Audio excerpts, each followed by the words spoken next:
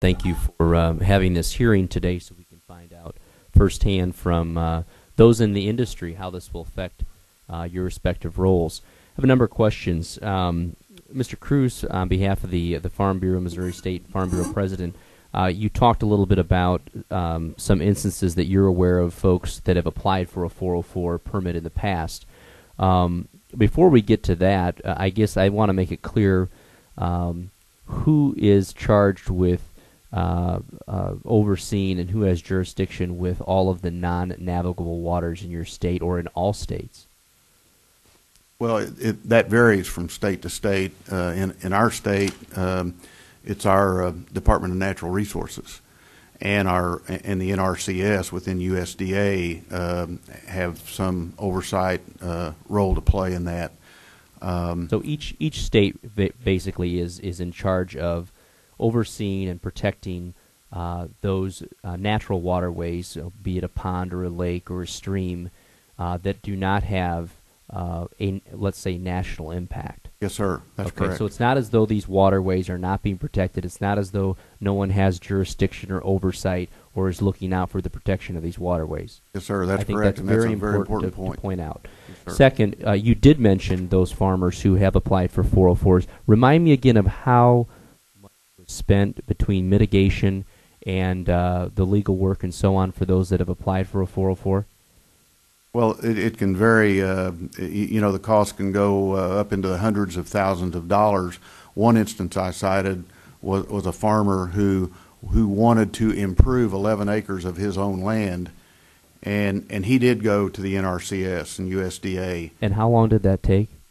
Well, it took almost 2 years, and then he finally, when he found out that the Corps was going to make him mitigate this with mitigate the 11 acres with 17.7 acres, and all the expense that was going to be incurred, he finally just threw up his hands and said, "I can't do it. It's going to cost me more than the land is worth."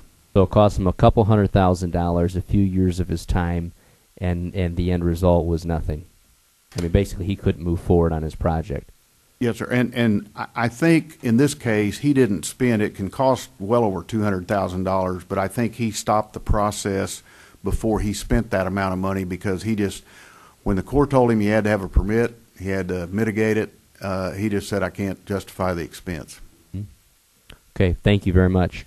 Mr. Schellenberg, on behalf of the National Utility Contractors Association, you also detailed some of the problems with the permitting that would be required. I guess my question to you is, given the additional permitting that would be required, can you see instances where your utility contractors would, rather than do the work, would turn away work simply because of the number of years that would be required to get the necessary permitting to do the work? I think I'm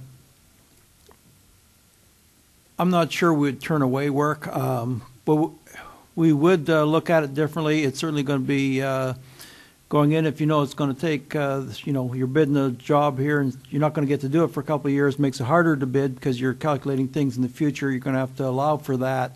But those are the things that it's going to make things, every project's going to become much more expensive.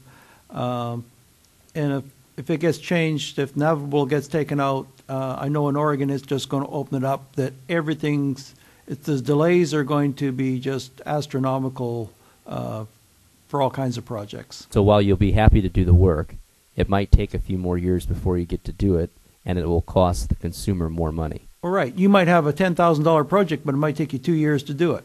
So you're going to have a little more money because some projects are big, some projects are small.